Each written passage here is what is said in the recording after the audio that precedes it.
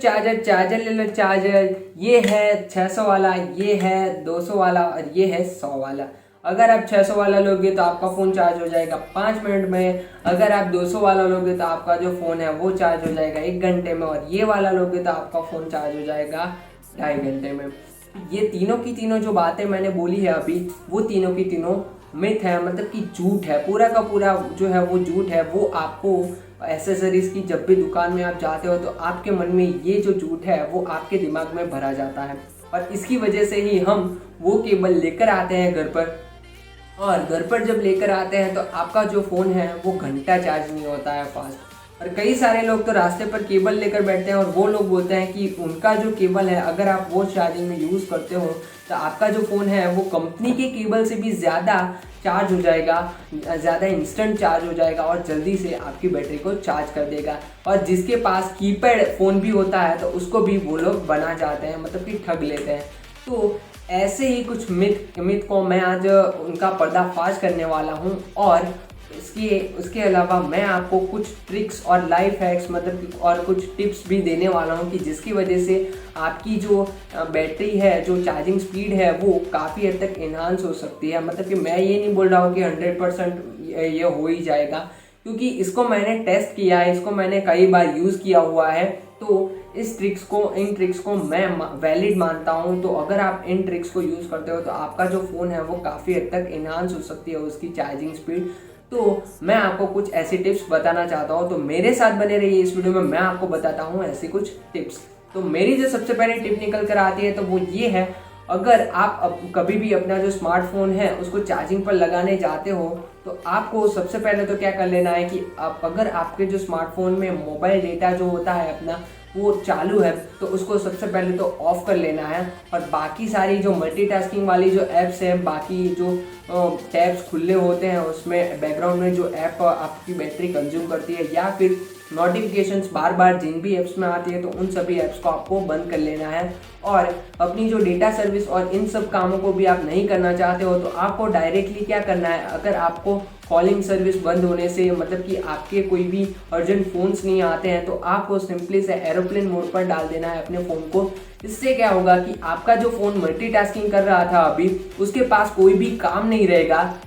तो इसकी वजह से पूरा का पूरा जो फोकस होगा वो कहाँ पर जाएगा, आपकी बैटरी को चार्ज करने पर। मतलब कि अभी फ़ोन के पास एक ही काम है, मतलब कि एक ही आदमी को अगर आप बहुत सारे काम दे दोगे तो वो बहुत ही कंफ्यूज हो जाएगा और उसका जो काम है वो ढंग से नहीं हो पाएगा।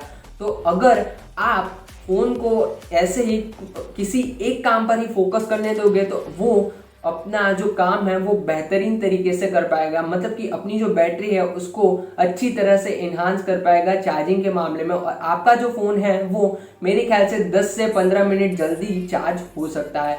तो अगर आप कभी भी अपने फ़ोन को चार्जिंग पर लगाते हो तो एरोप्लेन मोड वाला जो ये टिप है तो इसको अगर आप यूज़ करते हो तो अगर आपके काम में ये आती है तो मुझे कमेंट में ज़रूर से ज़रूर बताइएगा। तो हम बढ़ते हैं हमारे अगले टिप की तरफ। तो हमारी जो अगली टिप है वो ये है, अगर आपका जो फ़ोन है वो कभी भी हीट हो जाता है, मतलब कि अगर आप कभी भी फ़ोन को यूज़ कर रहे हो, और ज़्यादातर हमारा फ़ोन तब हीट होता है जब भी हम हमारे फ़ोन पर हैवी ऐप्स को कंज्यूम करते हैं, मतलब कि कभी भी जब भी हम लो ब्राइटनेस से ज़्यादा ब्राइटनेस, मतलब कि ऑटो पर रखते हैं अपने फ़ोन को और कैमरा को यूज़ करते हैं, तभी हमारा फ़ोन ज़्यादा हीट करता है। और इसके अलावा अगर हम कभी भी गेम खेलते हैं और काफ़ी सारे मल्टीटास्किंग ऐप्स को यूज़ करते हैं तभी हमारा फ़ोन हीट करता है। तो आपका जो आप अगर देखेंगे तो आपका जो कैमरा पोर्शन होगा स्मार्टफोन का वो ज़्यादातर हीट होता होगा जब भी आप कोई भी हाई लेवल की कंज्यूमिंग करते हैं अपने स्मार्टफोन पर। तो आप जब भी आपका फ़ोन हीट हो तो आपको क्या करना है, किसी भी फ़ोन को फ्रिज में नहीं रखना है। मैं ये नहीं बोलने वाला हूँ, मतलब कि आपका जो बैक कवर है अगर आप स्मार्टफोन का लगाते हो तो उसको निकाल देना है और फ़ोन को 33 डिग्री वाला जो कोई भी रूम हो आपका जिसमें आपको ठंडक महसूस होती हो तो उस रूम में उसको मतलब कि रख देना है एक साइड पर। और उस स्मार्टफोन को आपको अगर आपको ज़्यादा ही गर्म लगता है तो आपको ऐसी किसी जगह पर रखना है कि जहाँ पर कोई भी इलेक्ट्रॉनिक डिवाइस यानी कि अप्लायंस ना हो। तो इसकी वजह क्या है कि मतलब कि अगर आप किसी भी इंसान को किसी भी बंद रूम में रखते हो, मतलब कि बैक कवर, जैसे कि हम बैक कवर को मान लेते हैं एक रूम, जिसका कोई भी खिड़की या दरवाज़ा नहीं है। और इस पर अगर आप रखते हो इस किसी भी आदमी को, तो वो पसीना पसीना हो जाएगा और उसको सफोकेशन हो जाएगी, जैसे कि मुझे अभी हो रही है इस बंद रूम में। और अगर आप उस रूम की खिड़कियां खोल देते हो, दरवाजे खोल देते हो और उस आदमी को बाहर जाने देते हो किसी खुली हवा में, तो वो अलग ही तंदुरुस्ती महसूस करेगा। और इसकी वजह से उसकी जो यहाँ पर बैटरी जो होगी वो ठंडी हो जाएगी काफ़ी हद तक और फ़ोन हीट करना बंद हो जाएगा। इससे फ़ोन की जो इम्प्रूवमेंट होगी, उसकी जो बैटरी होगी उसकी स्पीड भी इन्हांस होगी।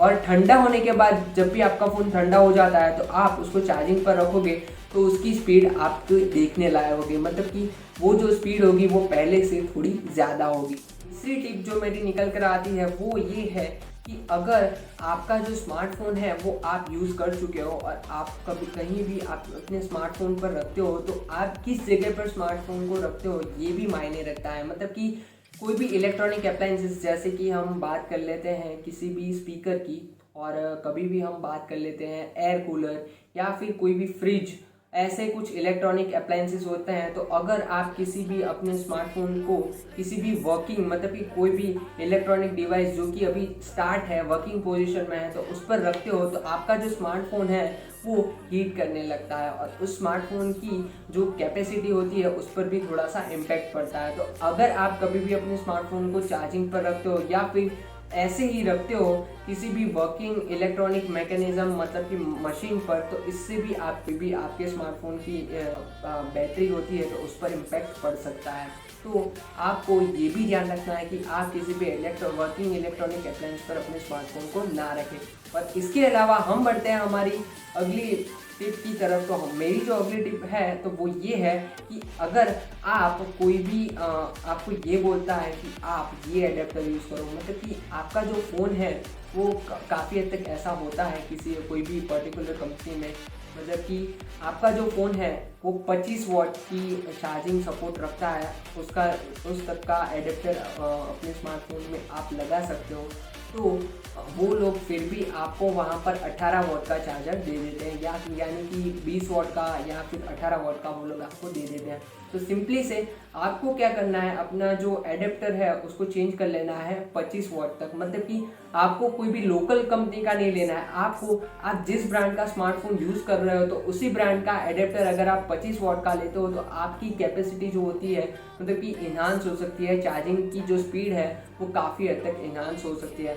हालांकि आपका जो फ़ोन है वो अगर 10 वॉट सपोर्ट करता है और आप उसको 18 वॉट के चार्जर पर रखोगे तो आपकी जो स्पीड है वो ज़रा भी इन्हांस नहीं होने वाली है, ये मैं आपको बता देना चाहता हूँ। और आप अगर कभी भी किसी भी रिलेटिव के घर पर जाते हो और अगर आपके पास चार्जर नहीं है तो आपको कोई भी आप पर्टिकुलर कंपनी का चार्जर लगा लेते हो। तो आपको ये भी ध्यान रखना है कि अगर आप अपने स्मार्टफोन को चार्जिंग पर लगा देते हो तो आपको अपनी कंपनी तो नहीं, लेकिन चार्जर का जो वोल्टेज होता है, मतलब कि कितने वॉट का है चार्जर, वो आपको चेक कर लेना है। ये ज़रूरी नहीं है कि वो वूक चार्जर है, लेकिन आपको उसके वॉट देख लेने हैं। मतलब कि आपके जो फ़ोन के जो वोट है, मतलब कि आपका जो फ़ोन है वो 30 वॉट सपोर्ट करता है तो आपको 30 वॉट के चार्जर पर ही उसको लगाना है। तो आपकी जो बैटरी है उसको कभी भी कोई भी हानि नहीं होगी और वो इम्प्रूव कर पाएगी और जल्दी ही चार्ज हो जाएगी। और आपको ज़्यादातर क्या करना है कि आपको कहीं पर भी आप जाते हो तो आपको आपका चार्जर ही प्रेफर करना है, आपकी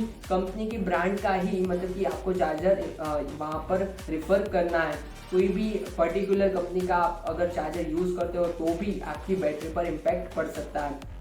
और किसी भी लोकल कंपनी का अगर आप यूज़ करते हो तो आपकी जो बैटरी है वो फट भी सकती है, तो इसका आपको ध्यान रखना है। और आगे की जो मेरी दूसरी जो यहाँ पर टिप निकल कर आती है तो वो ये है कि आपको अगर यूज़ करते हो चार्जर तो आपको ज़्यादातर जो भी चार्जर आप यूज़ करते हो तो उसमें आपको माउंट चार्जर ही यूज़ करना है। और कोई भी वो बैटरी को निकाल कर चार्ज करने वाला ऐसा कोई चार्जर होता है वो चाइनीज़ चार्जर्स आपको यूज़ नहीं करना है। मतलब कि जो आपकी ब्रांड आपको प्रोवाइड करती है वैसा ही चार्जर आपको यूज़ करना है और कोई भी चार्जर आपको थर्ड पार्टी वाला यूज़ नहीं करना है। और दूसरी जो टिप है वो ये है कि आपको अगर आप अपना फ़ोन जो है वो चार्ज करने जा रहे हो अभी, तो आपका जो फ़ोन है वो आपको एक बार स्विच ऑफ कर लेना है और फिर स्विच ऑफ कर देने के बाद आपको उसको रिस्टार्ट कर लेना है। तो जैसे ही आपका जो फ़ोन है वो स्विच ऑफ हो जाएगा तो आपके जो फ़ोन है उसका पूरा का पूरा जो वर्क है, मतलब कि पूरा का पूरा जो नेटवर्क है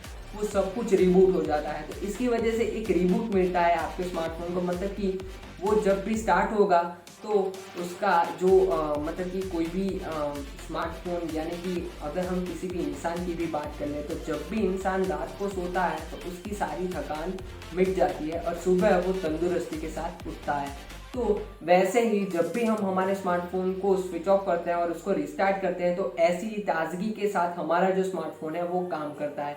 तो ऐसे ही अगर आप अपने सिस्टम को रिबूट करते हो और फिर अपने स्मार्टफोन को चार्जिंग पर रखते हो तो इससे भी आपकी जो बैटरी होती है वो भी इन्हांस हो सकती है और स्पीड भी इन्हांस हो सकती है। और कई बार तो ऐसा भी होता है कि आप अपने स्मार्टफोन को स्विच ऑफ रखोगे और फिर चार्जिंग पर रखोगे तो आपका जो स्मार्टफोन है वो पहले से ज़्यादा जल्दी चार्ज हो जाएगा।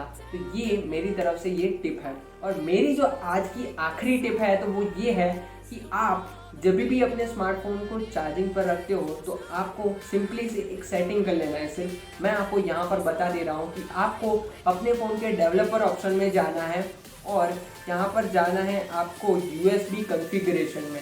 और डेवलपर ऑप्शन को आपको इनेबल करने के लिए सिंपली से क्या करना है कि आपको अपने स्मार्टफोन में अबाउट फ़ोन में जाना है और आपका जो स्मार्टफोन का बिल्ड नंबर है तो उस पर ट्रिपल क्लिक करना है। तो यहाँ पर आपका जो डेवलपर ऑप्शन है वो क्रिएट हो जाएगा।